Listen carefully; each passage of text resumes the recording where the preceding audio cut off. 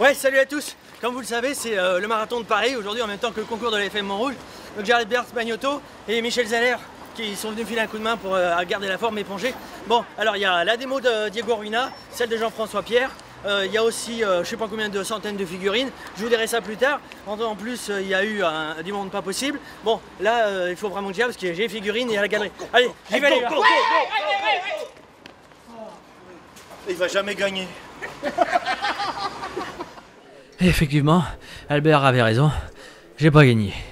Bon, je vais essayer de revenir sérieux un petit peu, même si je sais que c'est impossible. Donc c'était le 19e concours de la FM Montrouge, et par conséquent, l'année prochaine, ce sera les 20 ans à ne pas rater. Comme avant chaque mondial, on constate une légère baisse de présentation dans les concours, et l'AFM n'a pas échappé à la règle. Mais malgré cela, 876 pièces étaient exposées, maquettes comprises. Peu de transfos en confirmé et master, mais la catégorie green avait fait le plein. Et le plein de merveilles, vous pouvez me croire.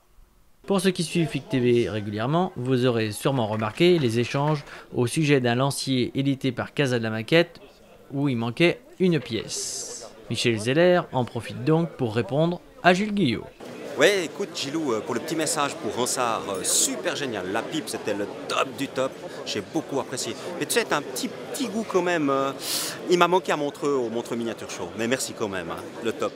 De notre côté, on a aussi profité des invités d'honneur, Diego Ruina et Jean-François Pierre, en filmant les démos qui seront diffusées par la suite sur FIC TV, évidemment. Un hommage a été rendu à Monsieur Lelièvre qui nous a quittés cette année.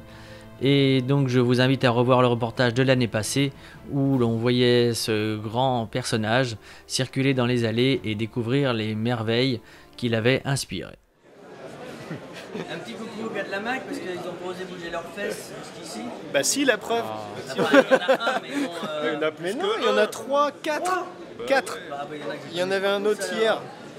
Bon, ça va, faut que je trouve une autre connerie à dire alors. Voilà.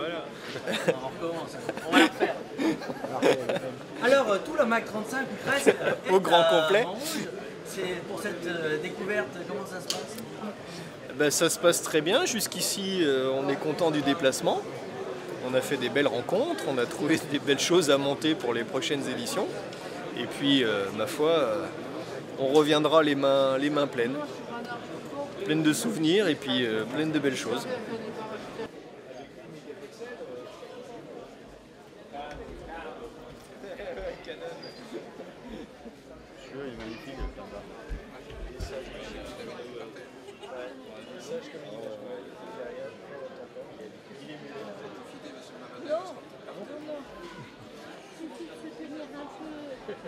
Les morceaux qui sont fragiles. Ouais, il y avait deux options. Un train en métal. Tout à l'heure, ce matin, Le train en plastique. j'ai regardé les figurines qui étaient à côté. Ah oui, elle est Elle a broyé. va le sentir. Coucou monsieur, bonjour. Ça va?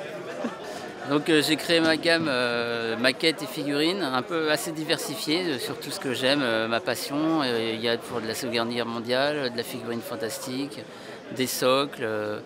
Je joue un peu d'outillage aussi pour tout ce qui est domaine de le maquettisme, le modélisme, la figurine.